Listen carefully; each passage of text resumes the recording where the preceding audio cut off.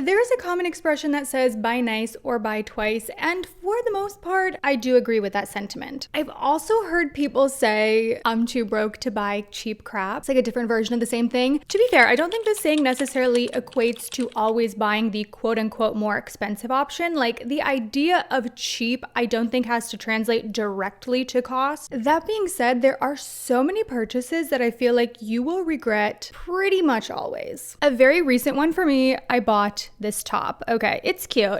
I've been wanting a lace top. It's something I was catching myself like always looking up styling for, feeling very inspired by. And I buy most of my clothing secondhand, so during a few thrift trips, I was looking for a lace top like this. I didn't find one, I gave up quickly, and I just went on to Nordstrom, picked one, and bought it. To be fair, in the photos, it looked cute.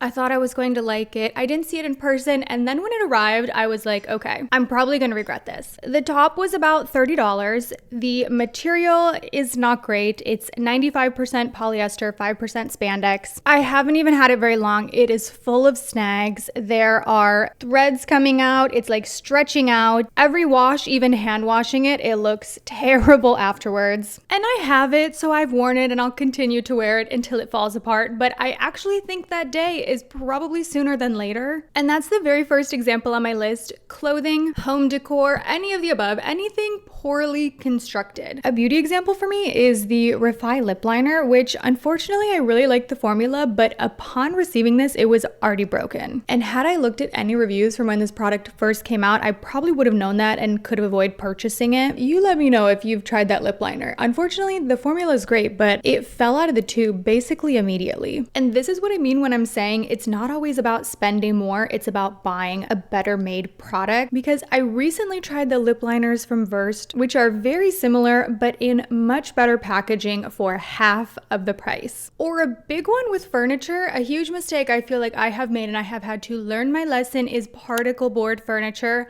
I now avoid that as best as I can. It's very hard because in 2026, basically all furniture is particle board.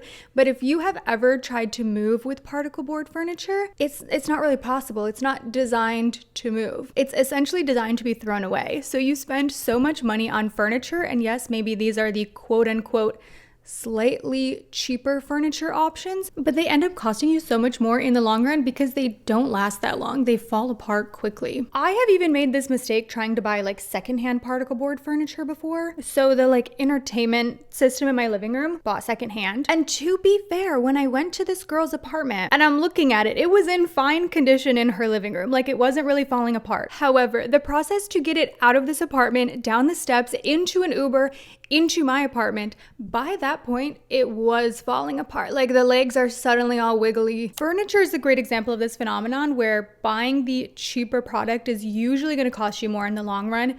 That being said, I recognize sometimes the higher priced items are prohibitively expensive. Sometimes it's not even an option to purchase that. You know yourself and your budget. I will say personally, there are many times where I probably could have waited a minute, saved up to buy the piece that I actually wanted, but instead I went with a cheaper option that actually ended up costing me so much more. Similarly, number 2 on my list is the dupe when you actually just want the real thing. Okay. I'm oftentimes a big proponent of dupes, but you need to know yourself and you need to know your usage habits and also like how much do you really want the real thing? Because there have been many times where I have admired a specific product, thought, oh, you know, I don't want to splurge on that, so let me get the dupe. And then the dupe didn't quite live up to what I was looking for, so I thought, okay, well, let me try the other dupe. Let me try another dupe. With the amount I've spent on these dupes, I could have just purchased the thing that I actually wanted. Similarly, I would categorize the idea of like buying the alternative when you could just buy the real thing. Okay, an example for me right now. This is my favorite foundation. It is the Fenty Soft Lit Foundation. I've been raving about this for years. I'm almost out of this. I'm at like the absolute bottom here. And tell me why. Buying a brand new foundation is exciting. I'm like happy to drop $40 on it, but repurchasing one is painful. Repurchasing something is always such an unpleasant experience, whereas buying something for the first time brings me so much joy. Even though like at the end of the day, they're the same thing. I'm buying something. However, now that I'm almost done with this foundation, my brain went to, oh, I should try a different one. And then it went to, oh, maybe I could save some money. Let me see what are the hot new drugstore foundations. Maybe I try something new from the drugstore. Maybe I like find an affordable alternative. That is something that in theory sounds like a great idea, but you know what's gonna happen is I'm gonna go to Ulta, pick up a new drugstore foundation that's getting rave reviews, try it, and even it might be great, but I probably will not like it as much as this foundation if I'm being honest. This is my top foundation. It has been my holy grail for years. It's very unlikely that I'm gonna try something that is gonna perform better on my skin than this. So what's gonna happen is I buy this drugstore foundation, which these days they're almost like $20. I don't end up liking that. So I go, oh, well, let me try another one. And then at that point, I could have just bought the foundation that I wanted. Now I've wasted my money, I'm wasting product, and I have these other two that I didn't actually like as much. Don't get me wrong, I think sometimes there are some great dupes out there and there are some great alternatives. But if you know yourself and you really want the real thing, it might just make more sense for you to buy it. Especially when it's something like that foundation where I know it's my favorite product. The likelihood that I'm gonna find something I like more than that is pretty low. Like that's a gamble, and a gamble I will probably lose at. Another similar example that I went through was with red light therapy. If you've been here for any amount of time, you probably heard me talk about my current body mask. I love that thing. I've been sponsored by them many times before. This is not sponsored. I just love that mask. I've been using it for like going on a year and a half at this point. But before I became a current body user, I randomly got this like Solar Wave red light gifted at an event. And I was like, okay, cool, let me try this. So this is like a little handheld red light device and it retails for about $90. So still incredibly expensive, but about a fraction of the price as most red light masks. So I was like, okay, cool, I've got this. Let's see what this is all about. And this was like years ago, okay? So I'm using this consistently for a couple of months, and I'll tell you what, I noticed absolutely nothing, because the thing about red light therapy, it's very precise. It needs to be the right wavelength, the right intensity, the right session timing, and a little handheld device like this is going to give you very inconsistent coverage compared to something like the current body where every single bulb is tested to be the right wavelength and intensity. Whereas with that device, I noticed an incredible difference, and with this, I noticed nothing. If you're looking into red light, it doesn't have to be the current body. That's just the one that I use and I love and I think is fantastic. But there are other reputable masks on the market, but I would caution you against buying some of these like quote unquote cheaper alternatives. And I'm putting cheap in air quotes. This is still $90. That is so much money that you are essentially throwing away. The devices like this like don't do anything. Like this is kind of a gimmicky scam. It's just another example where trying to buy the dupe or the alternative is just going to be a waste of your money and you're going to regret purchasing it in the long run. I would actually say if you're not in a position to buy one of the more reputable devices, I would just skip red light altogether. Like I wouldn't waste your money with these like handheld ones. That being said, I do have a code with current body. That's not the point of this video, but I did want to mention that. Okay, next, the drugstore product that actually costs more. So I did a video all about this recently where I broke down the math on a ton of quote unquote affordable products that are actually costing you more than just buying the high-end option. I'm noticing it happen more and more with beauty, and these brands are very sneaky about it. I also talked in that video about shrinkflation, how so many of our favorite beauty products are getting smaller and smaller, and they're not telling you this. So if you haven't seen that video yet, I will have it linked in the cards and below. But doing the math on these products has saved me a lot of money in the long run. It is very often that something seems like a good value, and then when you break it down cost per ounce compared to others on the market, it's actually kind of a ripoff. Another thing you will regret buying is something that you cannot wear a second time. So this is a rule that I have for myself, and this applies to everything. It is not just clothing, it's makeup too. You're going to a concert and you want to do like a fun, cool blue eyeshadow look. And let's say you don't own any blue eyeshadow. According to me and my rule that I hold myself to, if I wouldn't wear that blue eyeshadow again, if I don't see myself actually reaching for it and doing other looks with it, I won't even purchase it. I never buy something that I can only use once. And I don't care if it's for a theme, like a Halloween costume. If I'm buying something for a Halloween costume, you best believe I'm gonna be re-wearing that piece. Same for like a themed party. Okay, a big one. Bachelorette. If you're around my age, you're probably going to a lot of bachelorette. Great example.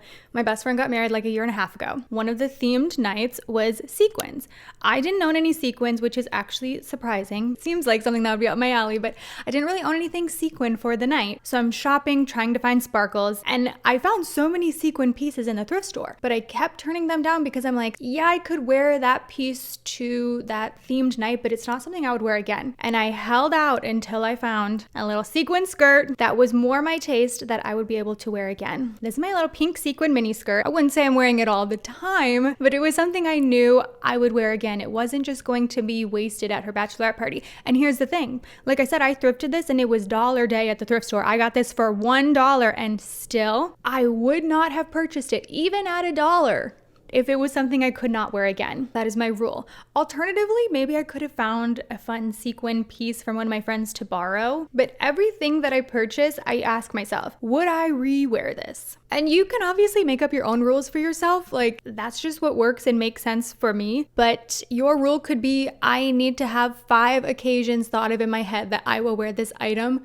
before I buy it. And this rule doesn't just apply to like random themed nights at like a bachelorette or a Halloween party or something. This is for even special occasions like, oh, you're going on a girls' trip and you want to choose a fancier dress for one of the nights out. According to my rule, I would still ask myself, like, am I gonna wear this when I'm not on this girls' trip? Are there other occasions in my life for me to buy this piece? Because this is a trap a lot of people get into where you open your closet and you have a wardrobe full of pieces, but like nothing to wear for day to day, because you've acquired a lot of these random items maybe for specific events without actually asking yourself the question of, would I wear this again? The next thing you will regret buying is the item that is not quite right. I have done this a lot with foundations in particular. Maybe there's a new one I want to purchase. I'm intrigued by it. I go onto Sephora and my shade is sold out. I cannot tell you how many times in the past I've made the mistake of thinking, oh, let me just pick one shade up or one shade down. It should be close enough, and completely regretting it in the long run, thinking, why didn't I just wait a month or less